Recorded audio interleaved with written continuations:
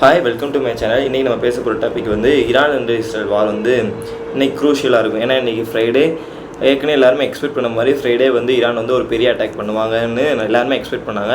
அதுக்கான மூவ் வந்து நடந்துகிட்டே தான் இருக்குது. இஸ்லாமிக் கார்ப்பரேஷன் வந்து ஒரு கமிட்டி வந்து ஈரான் வந்து அமைச்சாங்க. ஈரான் வந்து ஒரு மீட்டிங் மாதிரி அரேஞ்ச் பண்ணாங்க இஸ்லாமிக் கண்ட்ரிஸோடு சேர்ந்து. அதில் பாகிஸ்தான் அந்த மாதிரி ஒரு சில கண்ட்ரிஸ் வந்து என்ன சொல்லியிருந்தாங்கன்னா, ஆயில் ஃபீல்டு வந்து அரப் கண்ட்ரிஸ் தான் நிறைய கொடுக்குறாங்க. இப்போ அரப் கண்ட்ரிஸ் எல்லாமே வந்து இஸ்ரேல் மேலே ஆயில் தடை போடுவோம், அவங்க வந்து ஆயில் யாருமே விற்கக்கூடாது அப்படின்னு அரப் கண்ட்ரிஸ்லாம் போடுவோம். இதோட தலைவரை வந்து இப்போ யார் இருக்காங்கன்னா ரஷ்யன்ஸ் தான் அதில் சீஃப் ரோல் ப்ளே பண்ணுறாங்க. இதுக்கு வந்து அவங்க வந்து ரெஃப்யூஸ் பண்ணிட்டாங்க. ஏன்னா வந்து இப்போ ஆயில் ஃபீல்டில் அவங்களுக்கு தடை போட்டோன்னா இது வந்து வெஸ்டர்ன் கண்ட்ரிஸ் ஃபுல்லாக எதுக்கிற மாதிரி வரும், வெஸ்டர்ன் கண்ட்ரிஸாக சப்போர்ட் கேட்காத மாதிரி வரும். அது இல்லாமல் வந்து இதனால் வந்து ஷேர் மார்க்கெட் வந்து கீழே உள்ள வாய்ப்பு இருக்குது, பிஸ்னஸ் கீழே போகும், கிராஷ் நடக்கும் அப்படின்னு ஏற்கனவே வந்து போர்னால கிராஷ் ஆகிட்டு தான் இருக்குது.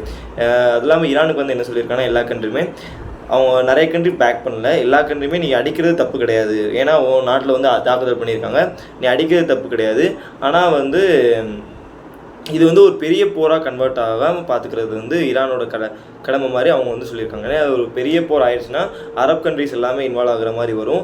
அது வந்து அரப் கண்ட்ரிஸ் தாங்கிறதுக்கு கொஞ்சம் கஷ்டம் தான் அப்படின்னு அரப் கண்ட்ரிஸ் எல்லாம் பேசியிருக்காங்க. ஆனால் இஸ்ரேலோட பிரசிடெண்ட்டான நெத்தன்யாஹூ வந்து என்ன சொல்லியிருக்காருன்னா, நேற்று டைம்ஸ் ஆஃப் இந்தியாவுக்கு நேற்று வந்து ஒரு பத்திரிகைக்கு வந்து இன்டர்வியூ கொடுத்துருக்காரு. அதில் வந்து என்ன சொல்லியிருக்காங்கன்னா, நெத்தன்யாஹூ வந்து இந்த ஒரு பெரிய ரீஜனல் வார் ஆனாலும் எனக்கு பிரச்சனை கிடையாது. அதாவது என்னோட இஸ்ரேலியனா அவங்களுக்கு என்ன தோணுதுன்னா, ஹமாஸை வந்து அடியோடு அழிக்கணும், யார் யாரெல்லாம் வந்து இஸ்ரேல் எதிர்க்கணும்னு நினைக்கிறாங்களோ அவங்களாம் நாங்கள் அழிப்போம். இஸ்ரேல் செஞ்ச இந்த மாதிரி நாங்கள் வந்து ஒரு டெரரிஸ்ட் குரூப்பே அழிக்கிறத வந்து யார் யாரெல்லாம் ஹமாஸை எடுத்து புகழ்கிறாங்களோ அவங்கள தான் நாங்கள் உயிரோடு வச்சுருப்போம். ஹமாஸில் இஸ்ரேல்ட்டு சரண்டர் ஆகிறவங்க, இஸ்ரேலில் இஸ்ரேலை புகழ்கிறவங்களோட தான் நாங்கள் வந்து உயிரோடு வச்சுருப்போம், மற்ற எல்லாத்தையுமே வந்து ஹமாஸையே கொன்றுவோம் அப்படின்னு வந்து நெத்தன்யாஹூ வந்து சொல்லியிருக்காரு. அது இல்லாமல் அவர் சொன்ன ஒரு வார்த்தை, இந்த வார் ரீஜனல் வார் ஆனாலும் எங்களுக்கு பிரச்சனை கிடையாது, நாங்கள் அதுக்கு ரெடியாக தான் இருக்கிறோம் அப்படின்னு அவர் சொல்லியிருக்காரு. இப்போ வந்து ரஷ்யன்ஸில் வந்து ஏற்கனவே பிரச்சனை இருக்குது. நேற்று சொன்ன மாதிரி இப்போ உக்ரைன் வந்து இந்த வாரில் வந்து ஏன் உக்ரைன் வந்து இந்த இடத்துல இந்த முக்கியமான நேரத்தில் உலகம் ஃபுல்லாக மிடில் ஈஸ்ட்டை பார்க்குற நேரத்தில் உக்ரைன் ரஷ்யா வார் வந்து தீவிரமடைஞ்சிருக்கு. உக்ரைன் வந்து என்ன செஞ்சுருக்காங்கன்னா, இப்போ வந்து ரஷ்யாக்குள்ளே போர் நடக்குது. இதனால் வரை உக்ரைனை வந்து அடித்து சொன்னாங்க, உக்ரைன் மக்கள் செத்தாங்க. இன்றைக்கி தடவை ரஷ்யாக்குள்ளே போர் ஸ்டார்ட் ஆகிருக்குது. இது வந்து புட்டினுக்கு பெரிய அடியாக பார்க்கப்படுது. புட்டின் வந்து இதுக்கு நெசசரி டிசிஷன்லாம் எடுக்கிறாரு. இப்போ ஈரானுக்கும் இஸ்ரேலுக்கும் இந்த வாரில் ரஷ்யாவோட ரோலும் மெயின் ரோலாக பார்க்கப்படுது. ஏன்னா இப்போ வந்து ஈரானோட ஏர்பேஸ் நிறையா வந்து சிரியாவில் இருக்குது.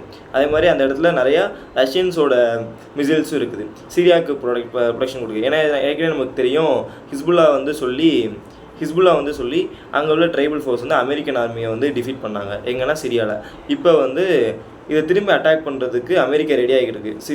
சிரியாவில் உள்ள அந்த ட்ரைபல் ஃபோர்ஸை வந்து டிஃபீட் பண்ணி அந்த ஆயில் ஃபீல்டை டேக் ஓவர் பண்ண ஆயில் ஃபீல்டை எடுத்துட்டாங்க சிரியன் ட்ரைபல் ஃபோர்ஸ். அமெரிக்காவை அடித்து வெளியே அனுப்பி அவங்க சொந்த சிரியான் ஆயில் ஃபீல்டை கைப்பற்றிட்டாங்க. இதுக்கு அட்டாக் பண்ணுறதுக்கு இஸ்ரேல் ரியாக்ட் ஆகிருக்கு. இஸ்ரேல் வந்து இன்றைக்கி ஒரு முக்கியமான ஏர்பேஸ் அடிச்சிருக்கு. அந்த முக்கியமான ஏர்பேஸில் ஈரான்ஸோட அஃபீஷியல்ஸும் ரஷ்யன்ஸோட அஃபீஷியல்ஸும் இருப்பாங்கன்னு எதிர்பார்க்கப்படுறாங்க.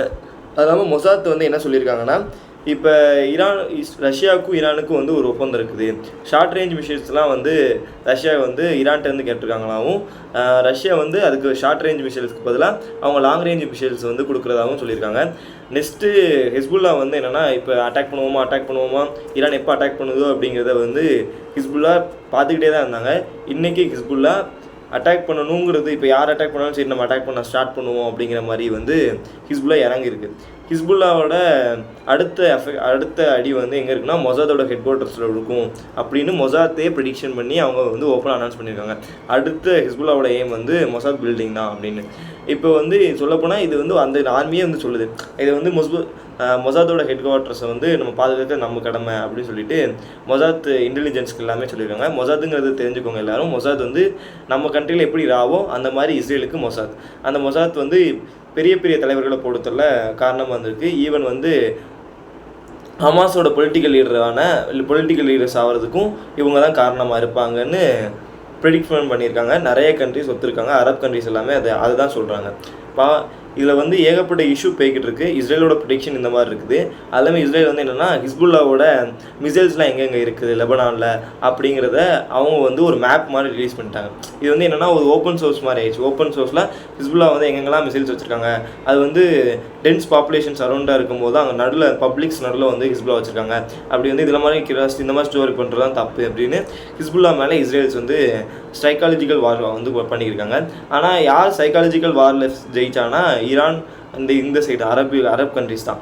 ஏன்னா வந்து இதனால் மோஸ்ட்டாக ஷேர்ஸ் கேஷ் ஆனது, பிஸ்னஸ் அடி வாங்கினது எல்லாமே வந்து அமெரிக்காவுக்கும் இஸ்ரேலுக்கும் தான்.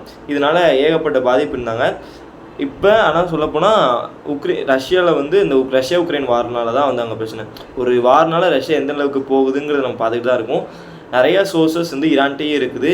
இன்றைக்கி தான் வெள்ளிக்கிழமை, இன்றைக்கி என்ன வேணால் நடக்கலாம். இன்றைக்கி வந்து ஈரான்ஸ் வந்து முதல்ல அட்டாக் பண்ணவும் ஸ்டார்ட் பண்ணலாம். அந்த மாதிரி ஸ்டார்ட் பண்ணாங்கன்னா டெஃபினட்டாக அதை பற்றி ஷேர் பண்ணுவோம். தேங்க்ஸ் ஃபார் வாட்சிங் திஸ் வீடியோ.